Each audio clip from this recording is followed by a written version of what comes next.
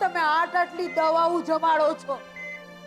આ શરીરે નળીઓ ખોસેલી છે, આટલા ઇન્જેક્શનો મારો છો, તોય પાછા કહો છો કે એની સ્વર પેટીના તાળા લાગી ગયા છે? હું નથી માનતી. હા, અને બા, તમે જ કહ્યું તું ને કે પપ્પાએ તમારી સાડીનો છેડો પકડ્યો તો અને તમને રોક્યા હતા અને કહ્યું તું કે રોકાઈ જાઓ. એ ખોટું છે. હું પણ ત્યારે ત્યાં જ હતો જ્યારે મોહનભાઈએ આંખો ખોલી હતી. તમે ફરી એકવાર એ ઘટના યાદ કરીને કહો કે મોહનભાઈ એમના મોઢેથી કશું બોલ્યા હતા કે પછી એમના હાથથી સાડીનો છેડલો પકડવા ચાવ્યા હતા?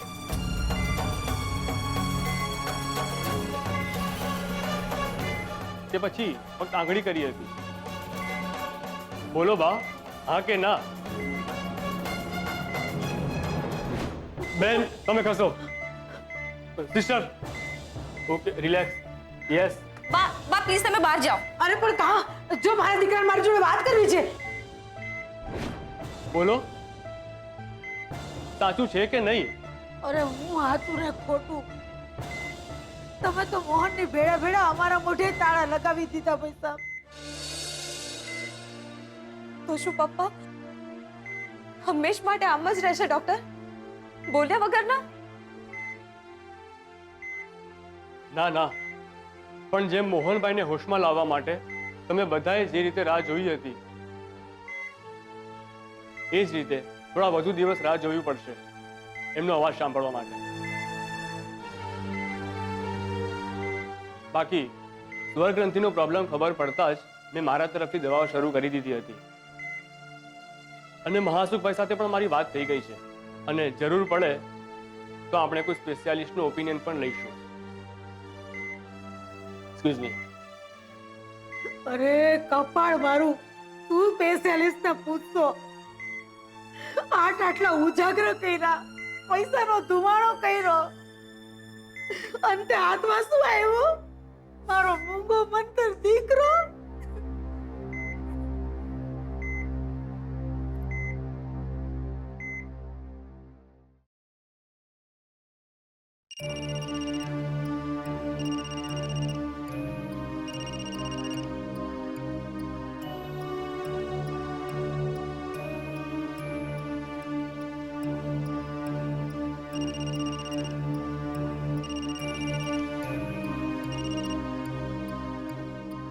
તને સમજાતું નથી ઉત્કર્ષ? છેલ્લી 15 મિનિટમાં હું તારા 25 કરતા પણ વધુ ફોન કટ કરી ચૂકી છું, તો પણ તું ફોન કરી રાખે છે. તારા આવા વર્તનના કારણે મારે કેટલું સાંભળવું પડ્યું ખબર છે ને તને? ને હું ઠીક છું, બસ વીકનેસના કારણે થોડા ચક્કર આવી ગયા હતા, બાકી મરી જાવ એવું કશું નથી થયું. મારી ચિંતા કરવાનું રહેવા દે ને મારામાં હવે સુશાંતનું વધુ પડતું સાંભળવાની તાકાત નથી.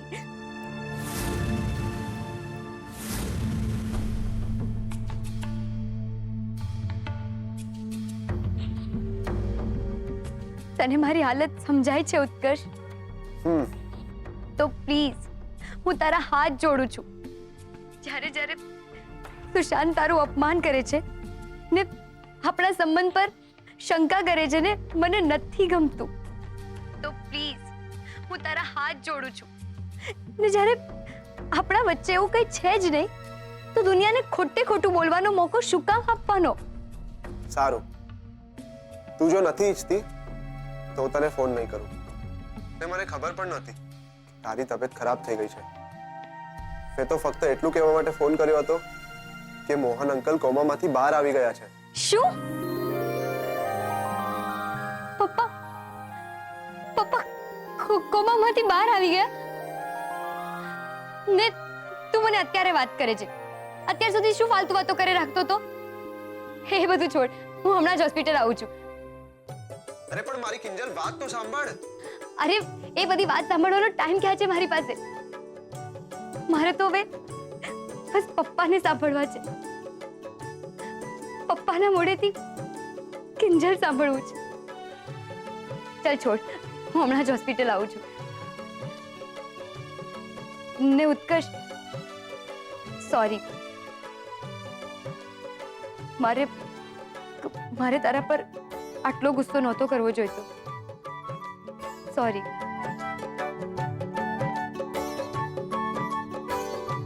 અરે પણ કિંજલ મારી વાત તો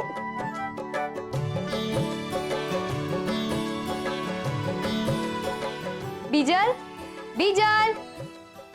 આ કિંજલ પણ છે ને મારી વાત જ નથી સાંભળતી.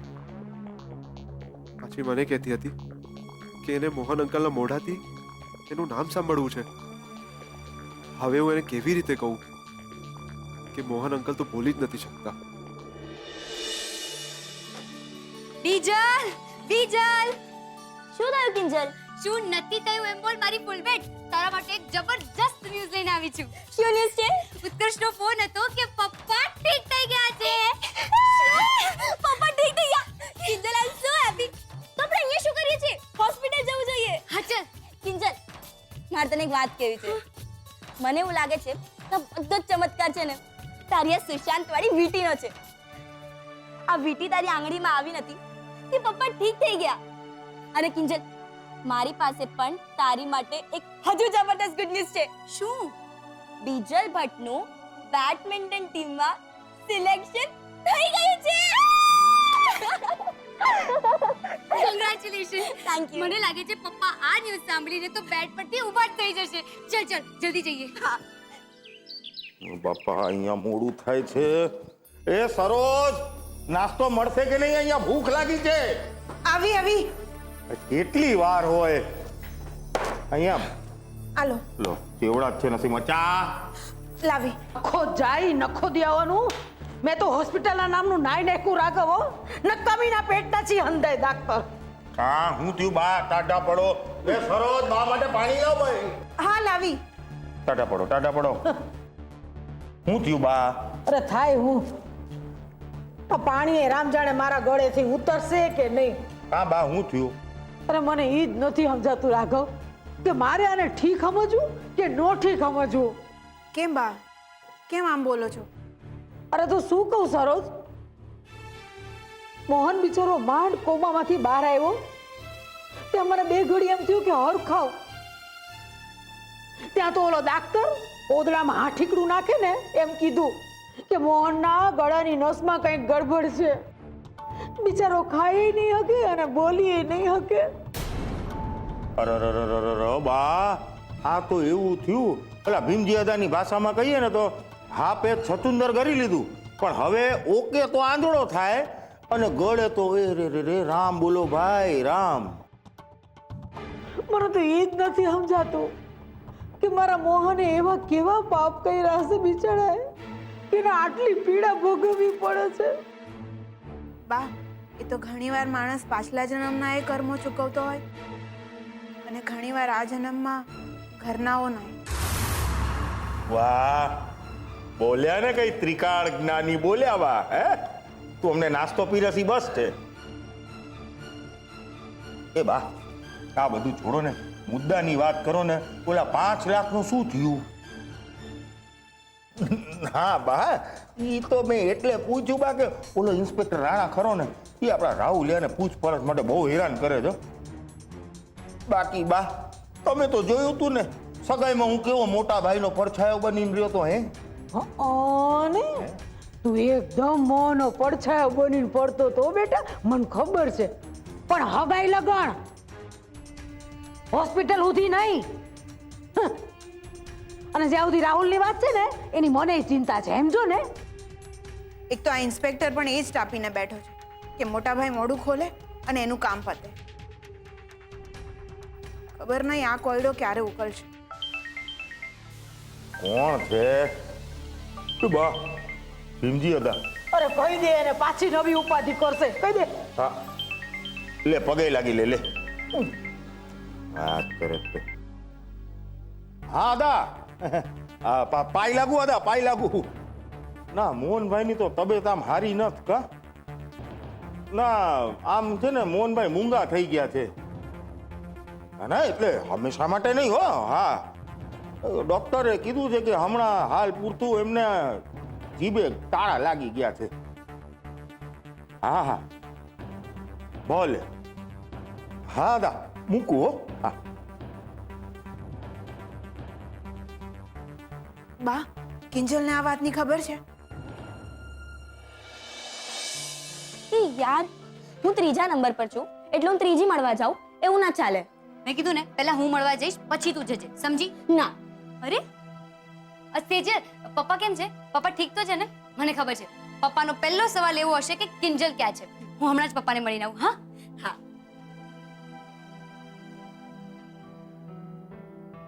સેજલ દીદી, શું થયું? કેમ આટલા ચિંતામાં દેખાઈ રહ્યા છો?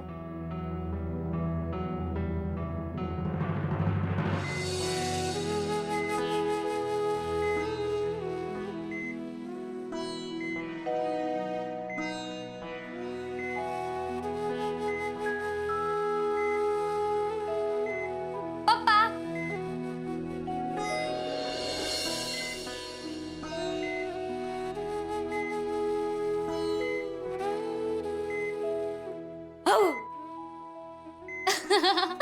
પપ્પા હું આજે બહુ બહુ બહુ ખુશ છું.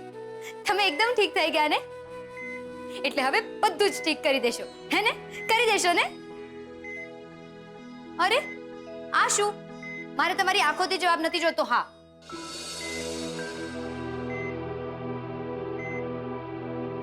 અરે કંઈક તો બોલો. બહુ રમી લીધી હા આ કિટ્ટા બુચ્ચાની રમત. બહુ થઈ ગયું. તમારે હવે તો બોલવું જ પડશે, નહીતર છે ને, હા, તમારી કિંજલ રિસાઈ જશે. આવડે છે એને રિસાઈ જતા. કિટ્ટા નથી વાત કરી મારે તમારી સાથે. મોઢા પર આંગળી નહીં બોલું.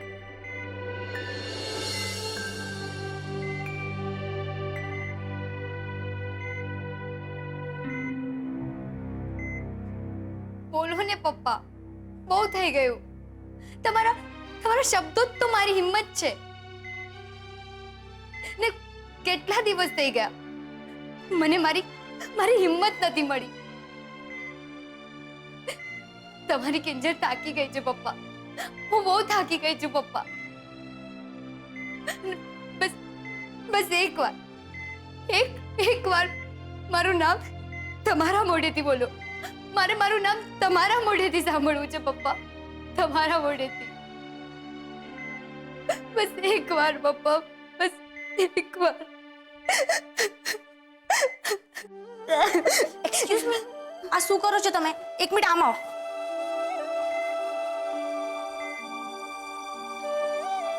તમે આ શું કરી રહ્યા છો?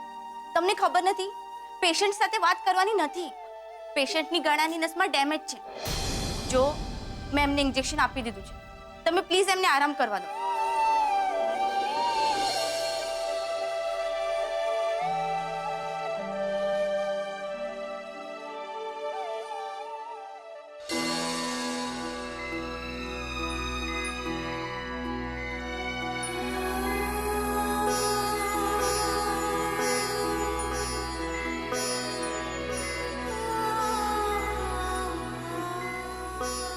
નહીં પપ્પા, નહીં.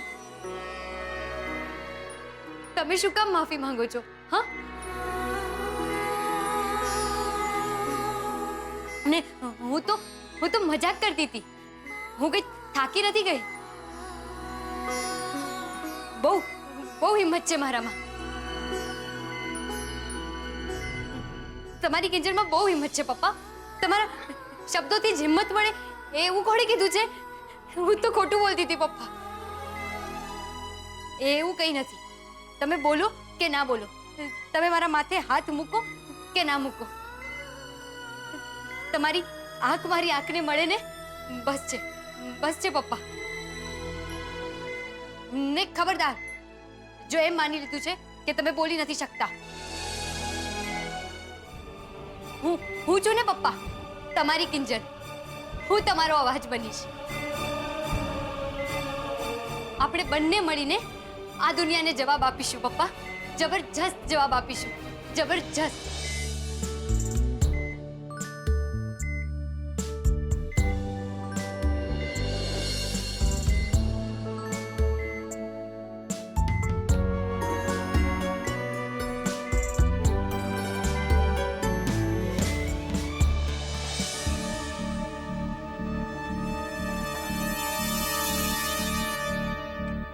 સાચા ખુશ્બુ પણ છે ને કઈ સમજતી જ નથી. ઘરની બહાર ચિઠ્ઠી મૂકીને ગઈ કે મળવું છે, બાકી પપ્પાના હાથમાં કાગળ આવી ગયો હોત ને તો આવા દે. આજે તો હું એને સવાલ કરીને જ રહીશ.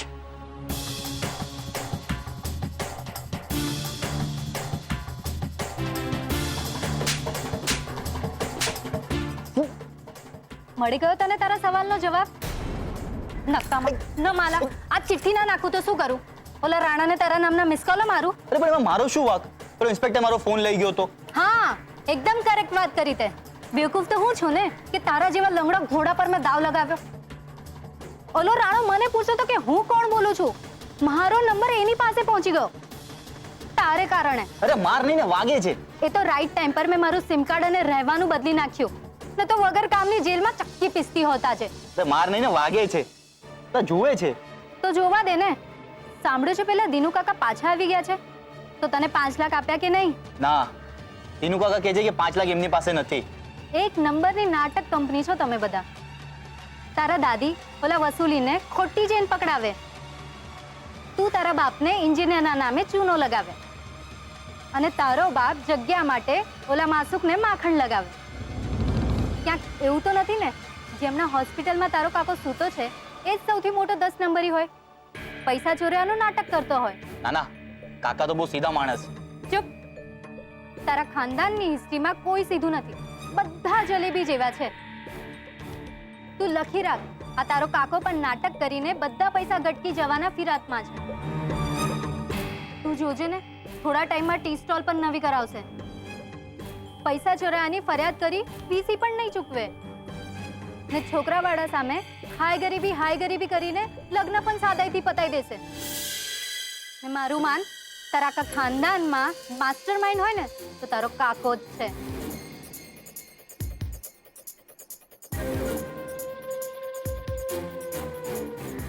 વાત તો ખુશ્બુ સાચી કહી રહી છે. શું બેજું છે કાકાનું, માનવું પડે. અને હા, આમાં મોહનભાઈને કેટલી એક્સરસાઇઝ કરવાની છે, દાદર ચઢ-ઉતર નથી કરવાના, કેટલી હાઇટના પલંગ પર સૂવાનું છે અને ખાસ કરીને એમને શું ખાવાનું છે અને શું નથી ખાવાનું એ બધી જ ડિટેલ આમાં લખી છે. અને હમણાં 2 દિવસ સુધી એમને ફક્ત જ્યુસ અને લિક્વિડ પર જ રાખવાના છે. તો ડોક્ટર સાહેબ એમને દાળનું ઓસામણ, મગનું પાણી કે પછી કાંજી એવું આપી શકાય ને?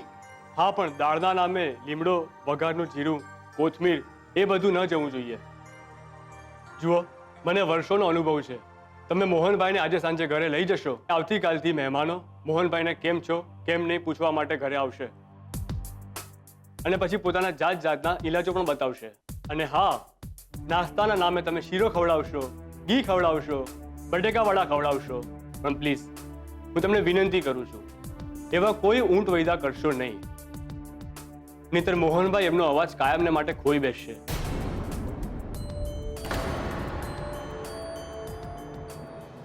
ના ના ડૉક્ટર, તમે ચિંતા ના કરો, અમે આ બાબતનું પૂરું ધ્યાન રાખશું. અને હા, આ સ્પીચ થેરાપિસ્ટનું કાર્ડ છે. થોડા દિવસ બાદ મોહનભાઈને ત્યાં લઈ જવા પડશે, જે મોહનભાઈને એમનો અવાજ પાછો લાવવામાં મદદ કરશે. Thank you doctor. It's okay. મહાસુખભાઈએ મને ખાસ ભલામણ કરી હતી મોહનભાઈની. બાકી તમારું બિલ ક્લિયર થઈ જાય તો સાંજ સુધીમાં તમે મોહનભાઈને ઘરે લઈ જઈ શકો છો. અને જો કોઈ તકલીફ જણાય તો મારો નંબર આ ફાઇલમાં છે જ. Excuse me. કિંજલ બેટા, હું અત્યારે ઘરે જાઉં છું અને સાંજની તૈયારી કરું છું.